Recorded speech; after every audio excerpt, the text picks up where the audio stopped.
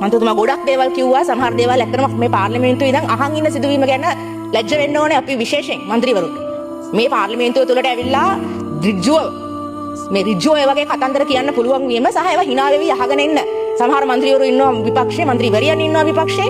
මම හිතන්නේ මේක ගැන අපි ලැජ්ජ වෙන්න ඕනේ. පාර්ලිමේන්තුව හැටියට ලැජ්ජ වෙන්න ඕන කාරණයක් මේ දිගින් දිගටම. මේක එක දවසක් කියනවා, දවස් දෙකක් කියනවා. දැන් අදත් මම මේ മന്ത്രിතුමා කිව්වා අර මේ පෝට් සිටි එක යටතේ අපි මේ ආයෝජන ගෙනන එක ගැන කතා කරලා තප්පර 30ක් කතා කරලා ඊට පස්සේ වෙන කතන්දර ගොඩක් කිව්වා. ඒ කියන එක අතරේ තියෙනවා නිකන් මේ ගැලරි ඉන්න ළමයි ඉන්නවා, මේක මාධ්‍යයේ යනවා, ඔන්ලයින් බලන මිනිස්සු ඉන්නවා. මේ මිනිස්සුන්ට අහන්න පුළුවන් දේවල්ද කියන්නේ කියලා മന്ത്രിවරු හිතන්න ඕන.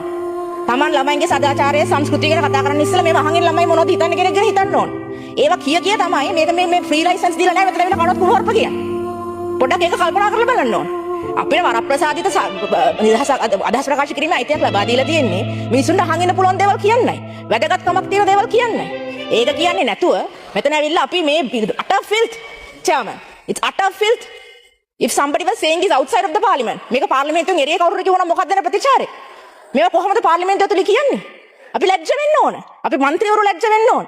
මම අපි සභාවම ලැජ්ජ වෙනවා මේ වගේ දේවල් අහන් ඉන්න සිද්ධ වෙලා තියෙන එක ගැන. සංස්කෘතිය ගැන කතා කරන්නේ, සදාචාරය ගැන කතා කරන්නේ, දරුවෝ ගැන කතා කරන්නේ, කුණුවarp කියන්නේ. මට තේරෙන්නේ නැහැ මොකද්ද මේ වෙලා තියෙන මානසික විකෘතිය කියලා අපේ മന്ത്രിවරුන්ට. ඇත්තම කනගාටුදායකයි. කෙසේ වෙතත් මේ മന്ത്രි